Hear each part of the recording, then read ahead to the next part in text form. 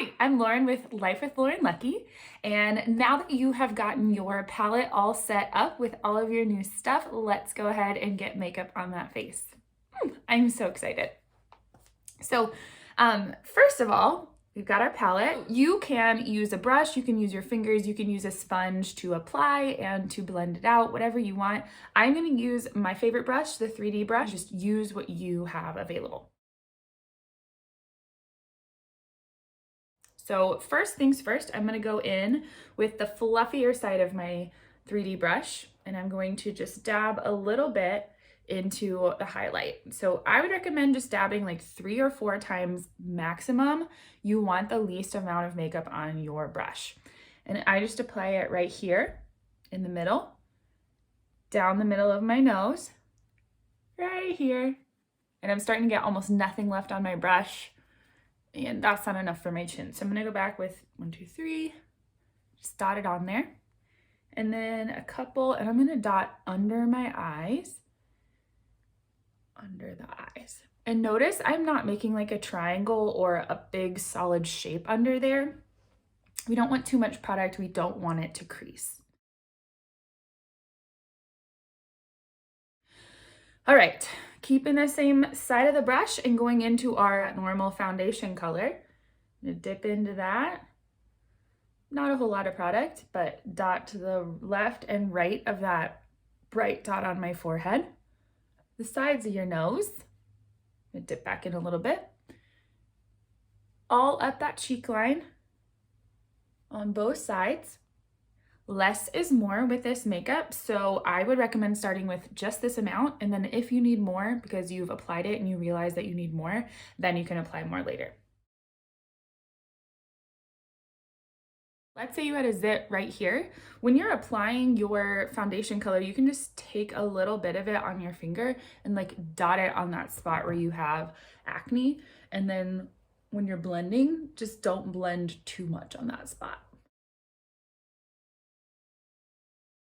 You can do this, just, you can suck your cheeks in or whatever, but find your cheekbone, and you either want to put the contour right on where your finger is, right under that cheekbone, or right above where your finger is, on the very bottom of that bone. All right, now we're gonna flip over to the pointy side of our 3D brush. If you don't have a 3D brush, just use a side that doesn't already have makeup on it. You can also just do this with your fingers and literally like dot it on. And you can do that with everything that we've done. All right, so just dip in just a little bit right on that cheekbone or just under. The higher you place your contour, the longer it's gonna make your face look. So if you already have a long face, you may wanna put it under that cheekbone. And then you just even it out on the other side. Grab a little bit more and then just drag it down. And again, if you have a really small forehead, you may not even want to put any contour up on your forehead. If you have a really big forehead, you may want a wider band than I currently have up there. If you are not super comfortable with contour, this is where I would leave it. Just do that. If you want to try, if you're like, whatever, or maybe you're doing this on a day where you're not going to leave the house, so you're like, if I mess up, whatever, you can also go down the side of your nose. Now, I'm doing this with this brush just to show you that you can, but I really do prefer to do that with my finger just so I can get a smaller, thinner line.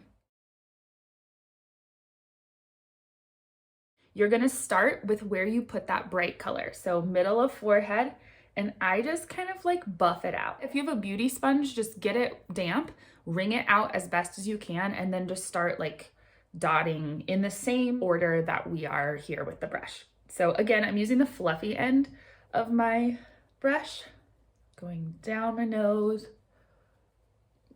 right there on that upper lip line. I was gonna say mustache line, that's not. Out that cheek. Just make sure you have even coverage. Under the eyes, I use more of a stipple motion than a wiping motion. Then I go in with my pointy end and I blend out all of that contour. And if you have super light hair, you're gonna wanna make sure you kind of like put your hand right there on your hair so you don't put like that dark contour color on your hair. But I would recommend making sure that you don't have like a big bright white line right there after you put your contour on. And then blending on the cheekbone. This is gonna feel kind of weird because this pointy end has a lot of little short bristles. So if that hurts, don't push too hard or just use the other end. And then I go back with the fluffy end. Oops, I forgot to do the sides of my nose. I go back with the fluffy end and brush over where I just did that contour. Okay.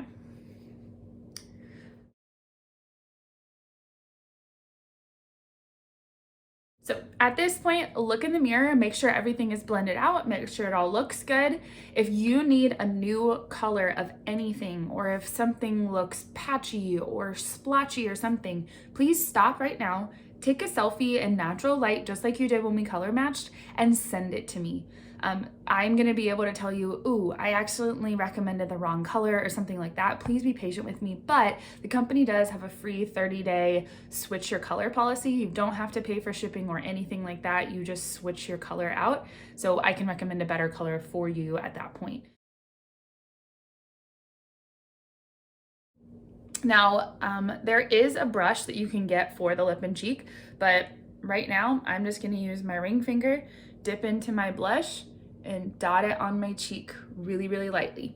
So I dotted with this finger and I'm blending with this one. So you wanna dot with one and blend with another. That way you're not getting too much product on your cheek, because look how much extra product I have on that finger and I really don't need it. If you need some blush placement recommendations, just let me know. Or just go to Pinterest and look for like whatever your face shape, like heart-shaped face blush. And then when I'm done with my cheeks, when I'm happy with the color, I just put the rest on my lip.